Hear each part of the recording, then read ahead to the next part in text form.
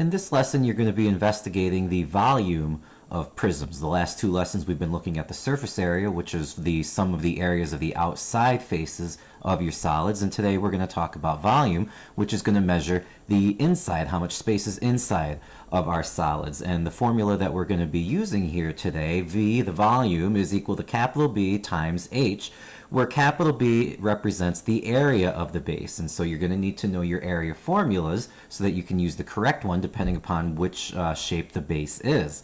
H is going to be the height of your prism, and the height is the measure from one base to the other base. Remember that your bases are parallel to each other. And so, for example, if I have a square prism, a rectangular prism, or a triangular prism, well, to calculate that area of the base, I'm going to have to know those area formulas. So for the square prism, to find the area of a square base, well, I'm going to have to do the length times the width. And so the volume formula for a square prism is going to be length times width times height. For a rectangular prism, well, again, if we have a rectangular base, we're also going to have to do length times width. And so this is going to be length times width times height, again, to find the volume of the rectangular prism.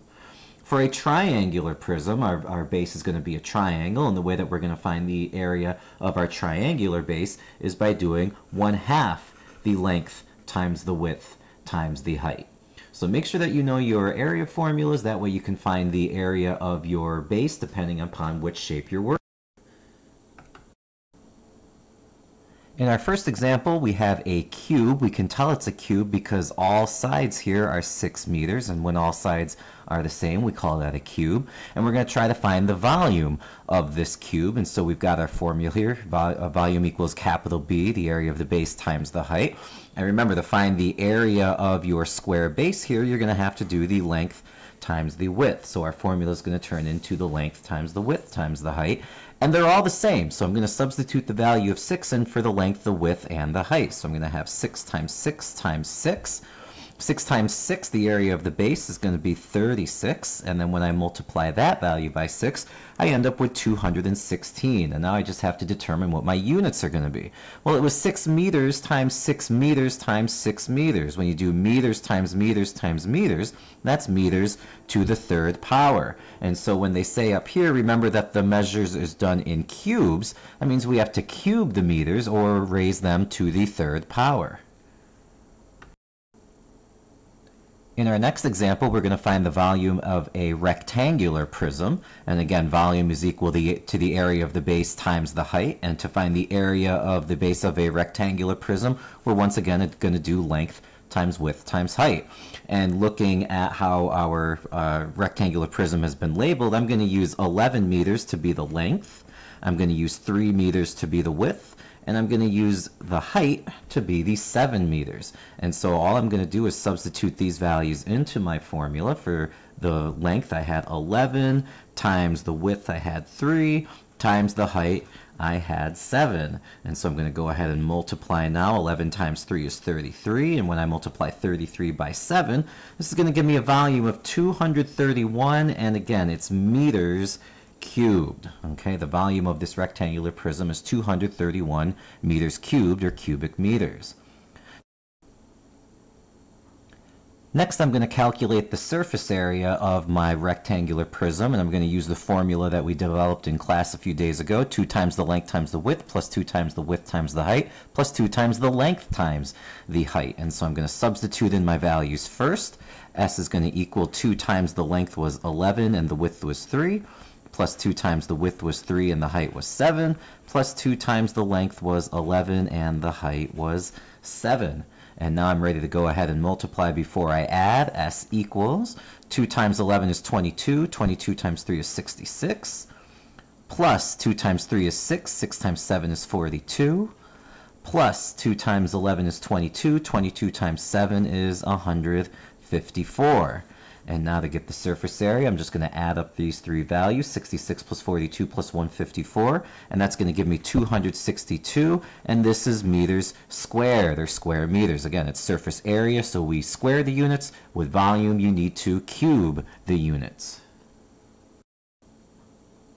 In the next example, we have a triangular prism, and we need to remember the different labels that are on a triangular prism. We have S, which is a slant side, P, which is a slant side, W, which is the width, H, which is the height, and L, which is the length of the solid. And we have to know where to be able to find these values on our triangular prism. And so I've gone ahead and written a description about where those values are going to be found. W is the width, and it's also the base of your triangular faces. And so looking at my prism here, along this region right here, or even right here, is where we'd be able to find the value of W, the width. H is going to be the height of the triangular faces. The width and the height are going to be perpendicular to each other, and we see right here there's our right angle symbol, so this value is going to be the height. S is one of the slanted sides of the triangular faces. It doesn't matter which slanted side you decide to make, so I'm going to call this one S right here. L, the length, is the segment that connects the two triangular faces to each other. So we have a triangular face here on the front, we have a triangular face here on the back, and these segments right here that are connecting the front and the back, we would label as the length. P is your other slanted side of the of the triangular face. So we had this side is labeled S, so we can go ahead and label this side as P. Okay, and so that's where we can look to see where these values are on a triangular prism. And so on our first example, well, I've given you the values of each of those. The width is 7 centimeters, the height is 9 centimeters, slant P is 11.5 centimeters, slant S is 11 centimeters, and L, the length, is 15 centimeters. We're going to calculate the surface area and the volume. And starting with the volume, remember it's V equals capital B times H, but for this example, we're going to have to do 1/2 the width times the height times the length. And so we're going to go ahead and substitute in our values. V, the volume, equals 1/2 times the width we were told was 7, times the height we were told was 9, and then times the length, which we said was 15 centimeters. And so we can go ahead and do our multiplications. I'm going to have 1/2 times, well, 7 times 9 I know is 63. When I multiply 63 by 15, I get 945.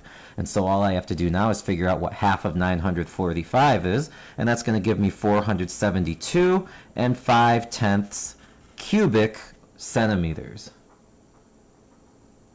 For the surface area, I'm going to use the formula that I used in class a couple days ago, width times height plus length times width plus length times slant S plus length times slant P. And again, I'm going to start off by substituting in my values. The width was 7 times the height was 9, plus the length was 15 times the width was 7, plus the length was 15 and slant S we said was 11, plus the length was 15 and slant P we said was 11.5.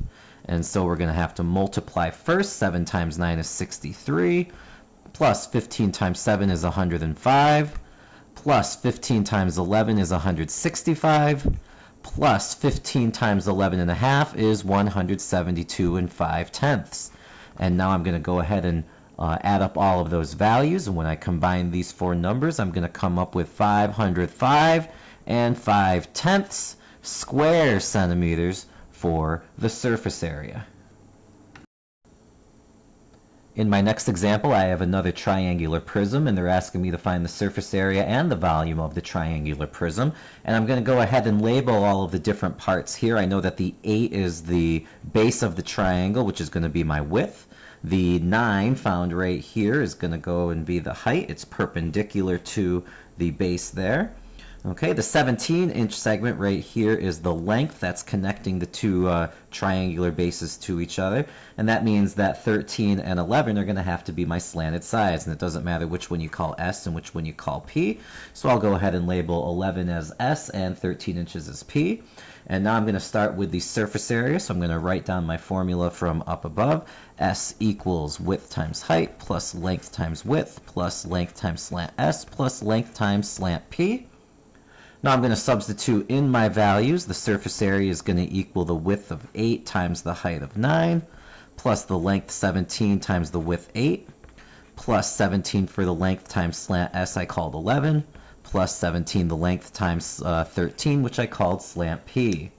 And now I'm going to go ahead and I'm going to do my multiplications. 8 times 9 is 72, plus 17 times 8 gives me 136. When I multiply 17 and 11, I get 187.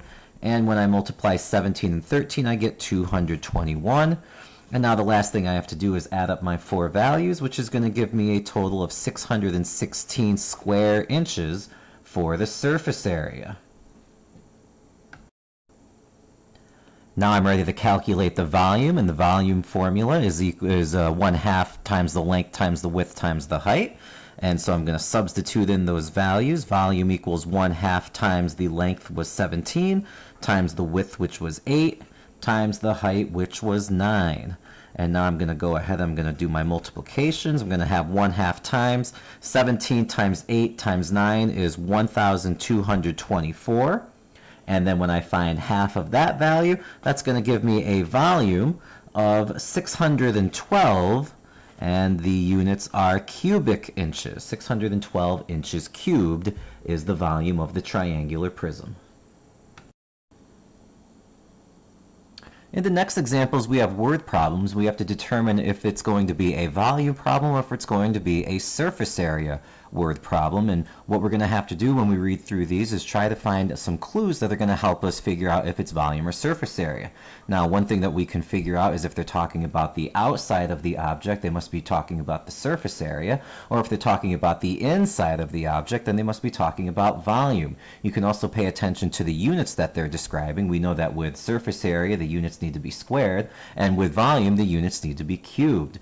And so in our first example, we're told that Bill is building a sandbox in the shape of a rectangular prism, and it says how many cubic feet of sand must he buy in order to fill the sandbox. And so I've got two clues by reading here. First of all, they're talking about how many cubic feet of sand that they're going to need, and they're also trying to fill the sandbox. So the sand is going to go inside of the sandbox, and so they must be talking about volume in this example. And we know the volume formula is V equals capital B times H, and since we're working with a rectangular prism, to calculate the area of the base, we would have to do length times width times height.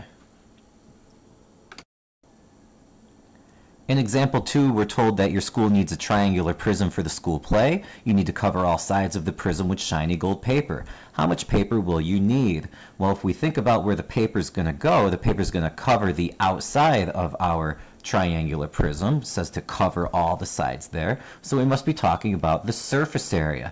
And since it's a triangular prism, we're going to use the formula surface area equals length times width plus width times height plus length times slant P, plus length times slant S. In example 3, we're told that Susan has a cylindrical aquarium measuring 18 inches high and 8 inches across the diameter. How much water must she use to fill the aquarium? So that's what we're looking at here. We're trying to fill the aquarium. The water is going to go inside of the aquarium. So again, we must be talking about volume in this example. And we know that V, the volume, equals capital B times H. And if you think about a cylinder, we can sketch a picture of that really quick. Here's what a cylinder would look like. And we can tell that the area of the base, we must be talking about a circle. A circle is the base of a cylinder. And so that's going to change our formula into V equals pi r squared times H, since pi r squared is how you would find the area of the circular base. In our last example, we're told that Mary wants to paint all 6 walls of her workout room the same color. And it says how many gallons of paint will she need to buy if 1 gallon covers 50 square feet.